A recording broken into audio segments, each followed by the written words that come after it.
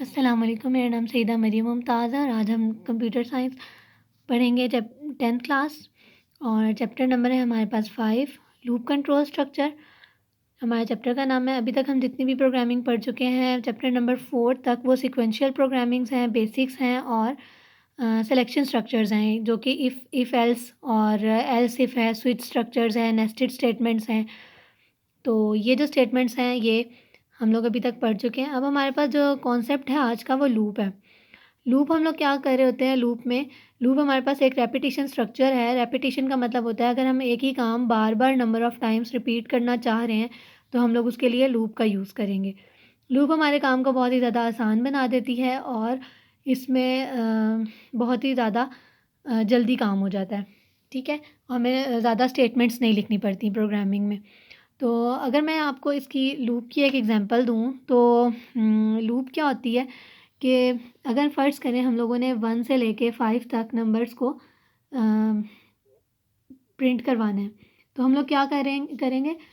पहला स्टेप तो हमारे पास ये होगा कि हम लोग प्रिंटफ का यूज़ करें। प्रिंटफ को यूज़ करते हुए हम पहले 1 को प्रिंट करें, फिर प्रिंटफ का यूज़ करते हुए हम 2 को प्रिंट करें। इसी तरह हम लोग 5 टाइम्स ये स्टेटमेंट लिखें। चलें यहाँ तक तो ठीक है, लेकिन अगर हमारे पास क्या हो 1 से लेके हमने 100 टाइम्स 100 नंबर्स प्रिंट करने हो तो हमारे लिए ये काम बहुत ज़्यादा क्या हो जाता है, मुश्किल हो जाता है कि हम नंबर ऑफ़ टाइम्स वैल्यूज़ को बार-बार प्रिंटफ की स्टेटमेंट में लिखें। तो हमारे लिए प्रिंटफ में लिखना ज़्यादा ईज़ी होगा या हमारे लिए ये आसान होगा कि हम एक लाइन का फ़ॉर्मूला लगाएँ जो हमें 1 से लेके 100 तक वैल्यूज़ को प्रिंट कर दे। तो ऑब्वियसली हमारे लिए स्टेप नंबर 2 ज़्यादा ईज़ी होगा कि हम लोग फ़ॉर्मूले का यूज़ करें। तो इसीलिए हम लोग क्या कर रहे होते हैं, लूप का इस्तेमाल कर रहे होते हैं ताकि हमारा काम जो है वो क्या हो जाए, आसान हो जाए और टाइम भी कम लगे। तो सबसे पहले जो लूप है हमारे पास वो है फॉर लूप। फॉर लूप को हम लोग काउंटर लूप भी कहते हैं। अगर हमसे कोई काउंटर लूप के बारे में पूछे तो हम इजीली बता सकते हैं कि ये फॉर लूप को ही बोला जाता है। उसके बाद फॉर लूप की डेफिनेशन ये है कि ये नंबर ऑफ़ वैल्यूज़ जो हमें पता हो उनके लिए फॉर लूप यूज़ होती है।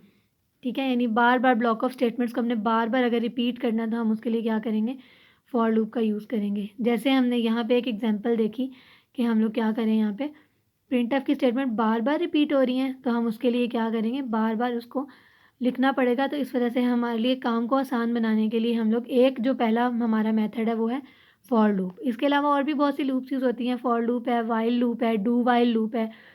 तो अभी हम जो है वो फॉर लूप पे आते हैं। तो फॉर लूप क्या है, काउंटर लूप है और इसके अगर हम सिंटैक्स पे आएँ तो वो क्या होता है, फॉर, सबसे पहले हम फॉर लिखेंगे, इसके बाद इनिशियलाइज़ेशन करवाएँगे, टेस्ट कंडीशन लगाएँगे कि हमने कितने तक नंबर्स को प्रिंट करना है और इंक्रीमेंट हो रहा है या डिक्रीमेंट हो रहा है, यानी हमारे नंबर्स जो हैं वो बढ़ रहे हैं या कम हो रहे हैं। उसके बाद हमारे पास इन ब्रैकेट्स के अंदर क्या आ जाती है, बॉडी ऑफ़ द लूप आ जाती है।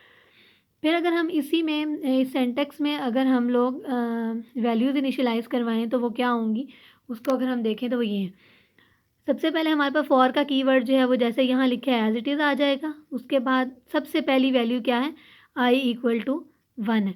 यानी अगर मैंने वो जो सेकंड नंबर पे एग्जांपल दी थी कि अगर मैंने 1 से लेके 100 तक अगर मैंने प्रिंट करवाना है तो मैं उसके लिए क्या करूँगी, तो मुझे मेरा जो स्टार्टिंग पॉइंट है वो क्या है, 1 है।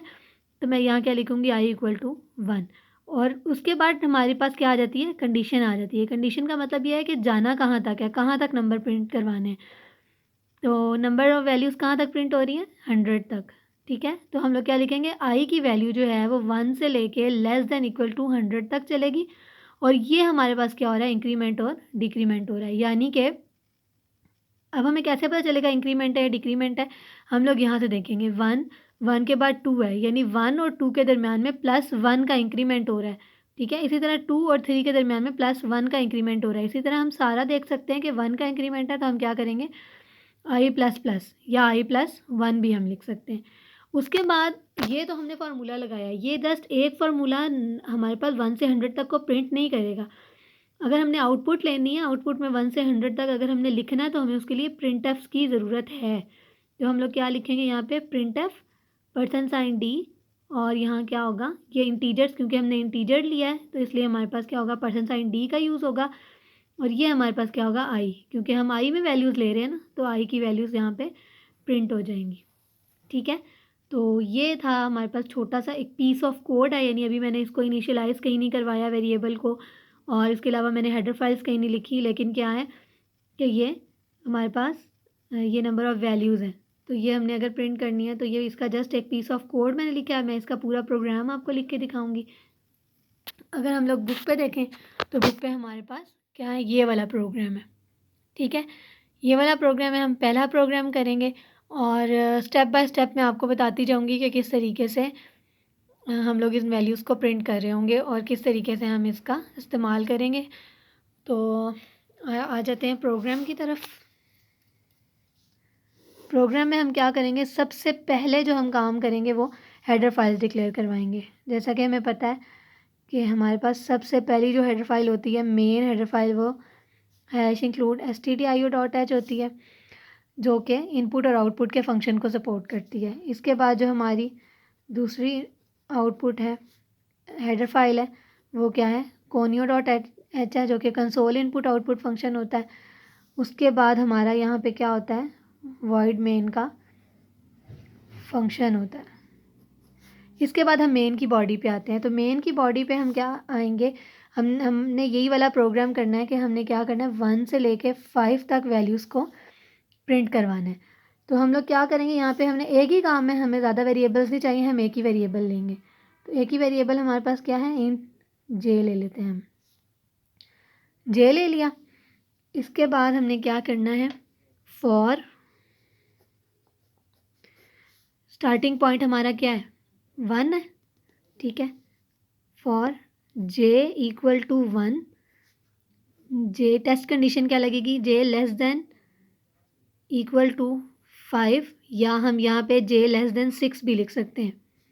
उसके बाद हम देखेंगे कि इंक्रीमेंट कितने का हो रहा था। हमें पता है 1 के बाद ये 2 पे जा रहा है, 2 के बाद ये 3 पे जा रहा है, 3 के बाद 4 पे, यानी एक एक का इंक्रीमेंट हो रहा है। तो हम यहाँ पे क्या लिखेंगे, जे प्लस प्लस। ये हो गया, ये हमारे पास क्या लग गया, फार्मूला लग गया। अब हम क्या करेंगे, यहाँ पे क्या लिखेंगे, हमने प्रिंट किसको करना है, प्रिंट एफ। इंटीजर यूज़ हुआ है तो %d को यूज़ करेंगे, %d यूज़ किया और यहाँ पे हमने वेरिएबल लिख दिया। वेरिएबल हमारा क्या है, जे। तो हम यहाँ पे क्या लिखेंगे, जे लिख देंगे और उसके बाद हम क्या करेंगे, इसको प्रिंट कर लेंगे, गेट सी एच का फंक्शन लगाएंगे।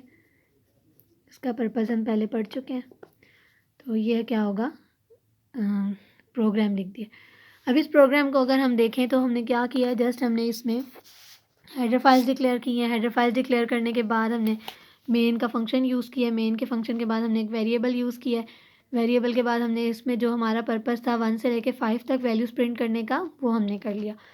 इसके बाद प्रिंट एफ है। प्रिंट एफ के बाद हमने क्या किया, जिस तरीके से हम प्रिंट एफ में स्टेटमेंट्स जो भी हम चाहें प्रिंट कर लेते हैं, तो प्रिंट एफ में क्या है, %d और जे हमने प्रिंट कर लिया। ठीक है, ये हमारे पास क्या हो गया, प्रिंट हो गया। इसके बाद क्या है, यहाँ पे गेट सी एच लगाया। अब हम अगर हम इसका ड्राई रन करें तो ड्राई रन में हमारे पास क्या होगा, मैं अगले पेज पे नहीं जाती, मैं यहाँ यहीं पे साइड पे एक आउटपुट वाली स्टेटमेंट बना लेती हूँ। तो हमारे पास आउटपुट जो आती है वो इस तरीके से ब्लैक स्क्रीन पे आती है। ठीक है, अगर हम आउटपुट को देखें तो हम क्या करेंगे, ये हमारे पास है। तो आउटपुट में सबसे पहले अगर हम इसका एक ड्राई रन देखें छोटा सा, तो क्या होगा, सबसे पहले हमारे पास जो इनिशियल वैल्यू है वो 1 है। ठीक है, 1 है हमारे पास। तो 1 क्या होगा, यहाँ पे जो जे है उसमें 1 वैल्यू चली जाएगी। ठीक है, तो उसके बाद क्या होगा कि जे प्लस प्लस, यानी कि जे में 1 का इंक्रीमेंट होगा, 1 + 1 क्या हो जाएगा, 2 हो जाएगा। फिर वो इसमें कंडीशन में आके चेक करेगा, 2 लेस देन इक्वल टू 5 है। हाँ जी, 2 लेस देन इक्वल टू 5 है, तो यहाँ पे क्या होगा, 2 आ जाएगा। 2 के बाद वो यहाँ पे दोबारा इंक्रीमेंट करेगा, 2 + 1 3, 3 लेस देन इक्वल टू 5 है। हाँ जी, लेस देन इक्वल टू 5 है। उसके बाद क्या हो जाएगा, 3 + 1 4, 4 लेस देन इक्वल टू 5 है, 4 आ जाएगा। 4 के बाद क्या आएगा, 5 लेस देन इक्वल टू 5 है, 5 लेस देन इक्वल टू 5 आ जाएगा। उसके बाद जब ये आगे जाके 5 + 1 = 6 करेगा, 5 + 1 6 हो जाएगा। तो क्या होगा, यहाँ पे अगर हम कंडीशन में देखेंगे तो 6 लेस देन इक्वल टू 5 है, कंडीशन फॉल्स हो जाएगी और यहाँ पे हमारे पास ये आउटपुट आ जाएगी। ठीक है, मैंने आपको स्टेप बाय स्टेप बताई है, लेकिन ये आउटपुट एकदम ही इतनी सी आउटपुट हमारे पास आ जाएगी। ठीक है, तो ये हमारे पास क्या था, आज फॉर लूप थी। अगर हम इस लेक्चर को अगेन समराइज़ करें तो हम लोग देखेंगे कि आज हमने क्या पढ़ा। चैप्टर नंबर 5 का पहला हमने टॉपिक पढ़ा है जो कि क्या है, लूप है। लूप, सबसे पहले लूप जो है वो क्या है, आपको डेफिनेशन आनी चाहिए। लूप जो है वो रेपिटेशन स्ट्रक्चर होता है।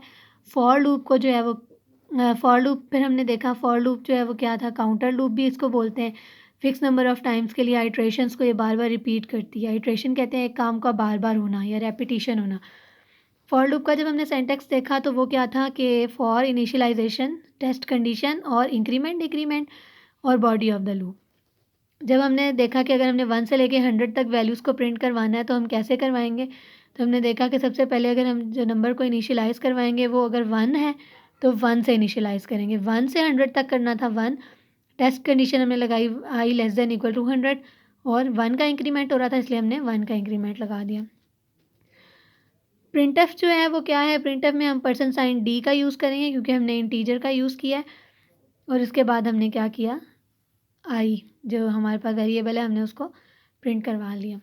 इसके बाद हमने यहाँ पे हमने प्रोग्राम को देखा जो कि हमारा प्रोग्राम नंबर 1 है इस चैप्टर का। सबसे पहले हमने हेडर फाइल डिक्लेयर करवाई, मेन फंक्शन स्टार्ट करा और मेन की बॉडी में हमने क्या किया है, यहाँ पे ये यहाँ पे क्लोज भी होगी।